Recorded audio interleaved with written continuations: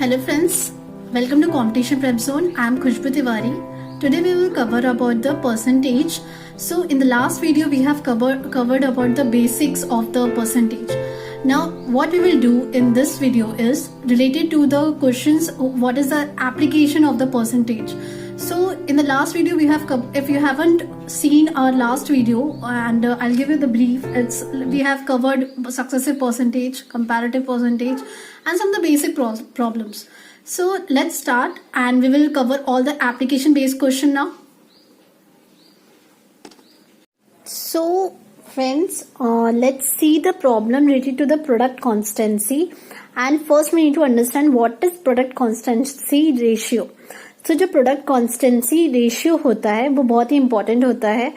सो इसके related problems बहुत आते हैं, इसके एप्लीकेशन बहुत आते हैं.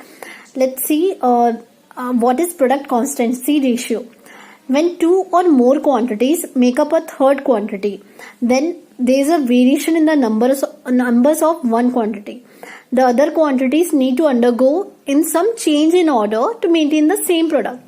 Let's see the example so that you will understand. Suppose there is a length of the rectangle आपको given है as it is increased by 33.33%. So आपसे पूछा जा रहा है कि कितना percentage, by what percentage should the breadth be decreased so that the area remains constant. So breadth कितना decrease होगा कि आपका जो area है वो constant रहे. ठीक है, आपसे ये पूछा गया है कि ब्रेथ कितना डिक्रीज होगा. ठीक है, so let's solve this problem. So आपको दिया गया है length is increase by how much percentage, that is 33.33%, and the breadth is how much it will get decrease to keep the area as constant. So हम original length जो है हम उसको as a L consider कर रहे हैं, and जो original हमारी जो ब्रेथ है, ठीक है, ओरिजिनल ब्रेथ, उसको हम कंसिडर कर रहे हैं एज अ कैपिटल बी. ठीक है, सो इंक्रीज इन यहाँ पे लेंथ बोला गया है, तो 33/33 is how much, that is आपका कितना होगा 33.33, दैट इज आपका ये हो जाएगा. अगर ए इज 50% है, ठीक है, तो बी आपका कितना होगा 33.33%, यानी 1/3 आपका 3, ठीक है, 1/3. ठीक है फ्रेंड्स, नाउ हम देखते हैं कि इंक्रीज इन लेंथ कितना हुआ होगा. इंक्रीज इन लेंथ यानी इसका बढ़ गया होगा. So increase in length is how much, 4/3 of L. ठीक है friends, the area remains the same when we increase we can say that the increase in breadth is 4/3 of L. ठीक है, so 4/3 of L, तो increase in breadth कितनी होगी, increase in breadth 3/4 of original breadth. Original breadth हमारी कितनी थी, capital B. तो ये आपका कितना परसेंटेज रिड्यूस हुआ है, 25% रिडक्शन इन ब्रेथ. ठीक है, let's see another problem related to this percentage product constancy ratio. So the question is displaying on your screen. When speed of a car is increased by 25%, the time taken reduced by 40 minutes in covering a certain distance.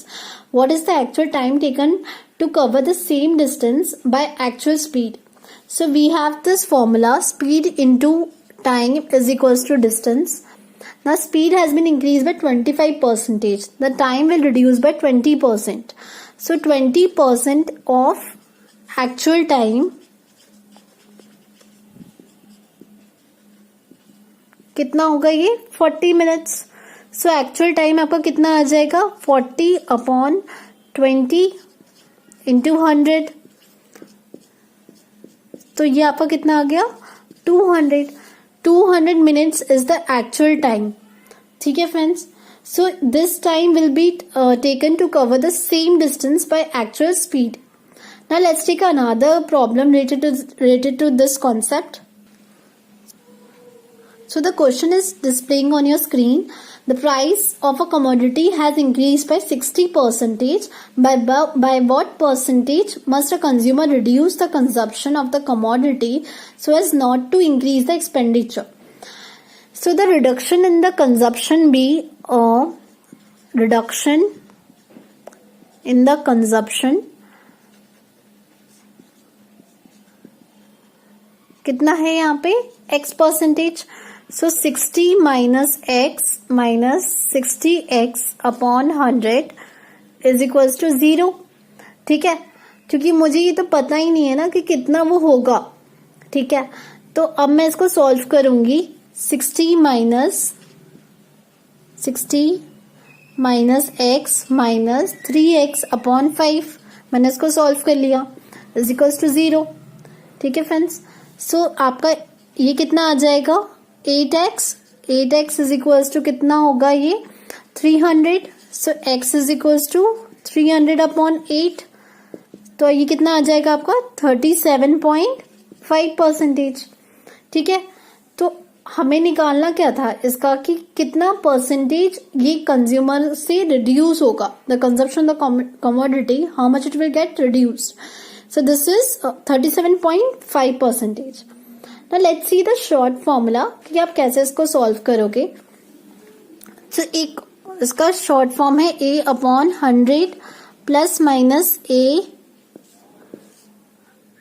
into 100%. अब आप यहाँ पे A की same value 60 put करो.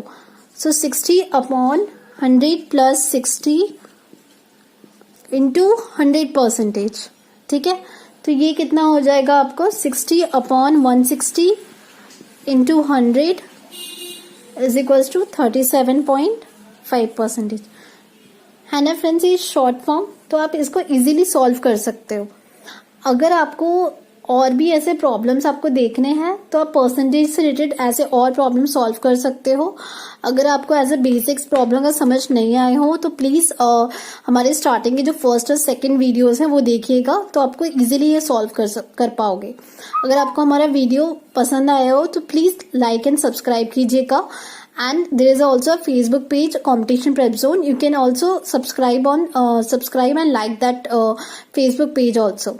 So this was the video related to this product constancy ratio, and please get updated with this videos, and please like and subscribe and keep learning.